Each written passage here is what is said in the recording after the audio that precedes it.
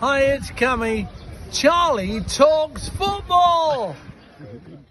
Hello everyone and welcome back to Charlie Talks Football. So things are starting to progress in Newcastle United's transfer window. So anyway guys, let's get into the video now.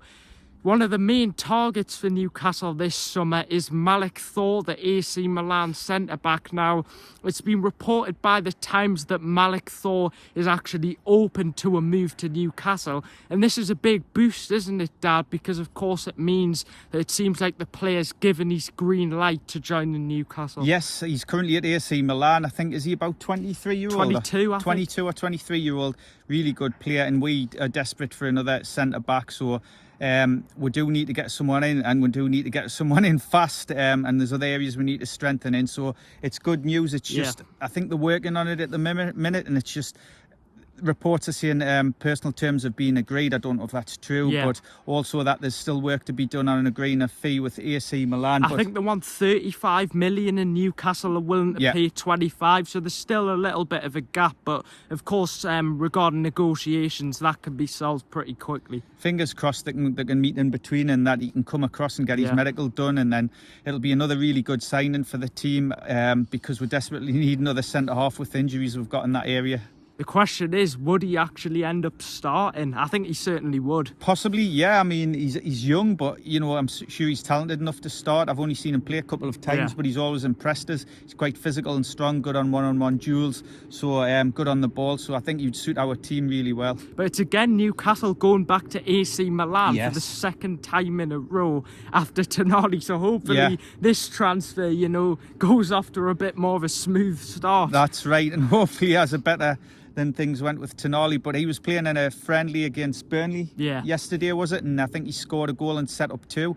So that was really good to see him back in action. Yeah, it's good he got to play, wasn't it, Dad? Because, of course, there was people saying that, he isn't going to be able to play. So I'm glad he could, and it'll be so good to see him back in the squad. Oh, he'd be like a new signing. I remember his first game last season at home to Aston Villa, and he scored that goal where he jumped through the air and kicked the ball, and we were behind the goal. His enthusiasm and energy was phenomenal. In that game, he really was outstanding. I mean, we thumped Villa, and they were a very good team. You know, they had the likes of Moussa Diaby, who was moving on, playing, and they looked really, really good, Villa. But we just played so well and got the goals. And what a player TONALI was in that game. I'm so excited, and then just unfortunate what happened with him having to miss games. But as well, guys, I wanted to say regarding the right winger position, because this is a position, Dad, that's sort of very up in the air. We've been linked with many players. Now, there was some reports suggesting that we made a bid for Fiorentina's Nicolo Gonzalez, but to me, I don't think it's true because the source wasn't really very reliable. Romano and everyone hasn't really came out with anything, so I don't think that's going to happen, Dad.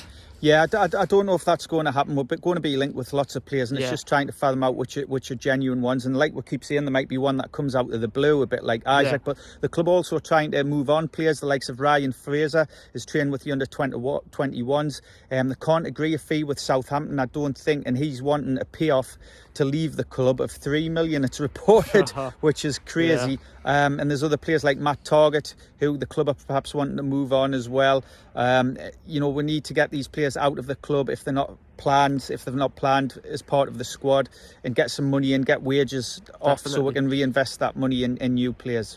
Now, one thing I wanted to mention is the Newcastle's under-21s manager Ben Dawson has went to Leicester to become part of Steve Cooper's staff. Now, of course, that means Newcastle are going to have to find a new under-21s manager. But what are your thoughts on this, Dad? Yeah, this came out of the blue, but, you know, sometimes this happens. He's got a first team coach role at Leicester, who are in the Premier League, so it is a progression for his career, so I can understand why he's took it. But Newcastle obviously need to replace him, and they need to bring someone in who's really good and able to continue the work they're doing to build up, to develop the youngsters to come into the first team. So good luck to him. He's done great work at Newcastle, but, you know, we need to make sure we get someone in who's really good to continue the work that he's been doing and progress players to the first team. And I'm hoping that Newcastle could bring someone in the next few days, because we've had so many rumours, Yes. and we just want someone to be holding up the Newcastle United shirt. That's it. These things sometimes take time, you know. They've got to negotiate, agree agent fees, player fees with the club and wages, so it does take time. Yeah. And I'm sure they are working hard in the background. Yeah. It's just, it will happen soon. It's just patience is needed. And it looks like, guys, that Eddie Howe is going to stay. I think the England links seem to have died down. They're going to go with another manager, so it's looking good, isn't it, Dad?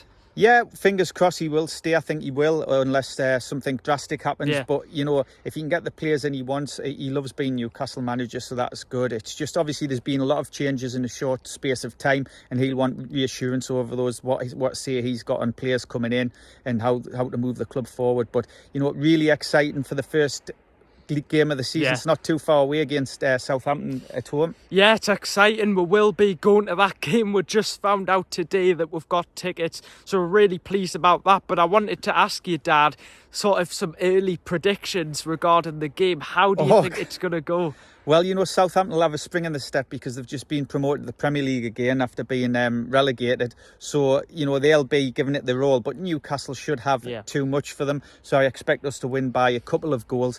If we can perform with the energy that we did against Villa on the opening day last season, we would thump them. But, you know, I'm just happy if we get 3 points and perhaps a clean sheet. So fingers crossed. And of course, it's nice. It's going to be nice to be back at St James's Park, is. soaking in that match day atmosphere. Yeah. Because, of course, we've got the pre-season games coming up. We'll be going to the Girona and the Brest games. So looking forward to give you guys that content on the channel. Yeah, Newcastle have got Hull down at the, I'm not sure what the stadium's called, but I forgot that. It keeps getting changed, the names of them with sponsorship. But we'll play Hull on Saturday, and then they'll fly off to Japan. Yeah. And then they come back for the Cellar Cup the following weekend on the Friday and the Saturday. So there's lots to be excited for before the season starts. As well. The women's team are playing on the Saturday, which will be great to see before the game. So that's really good.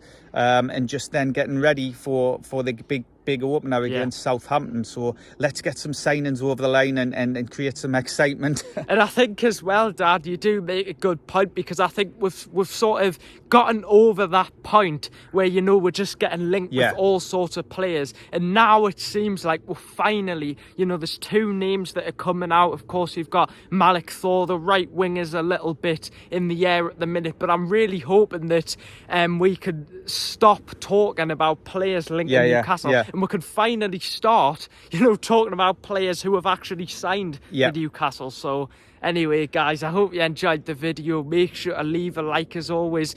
Please make sure to follow the Charlie Talks Football TikTok and Instagram account for the latest football and Newcastle United news.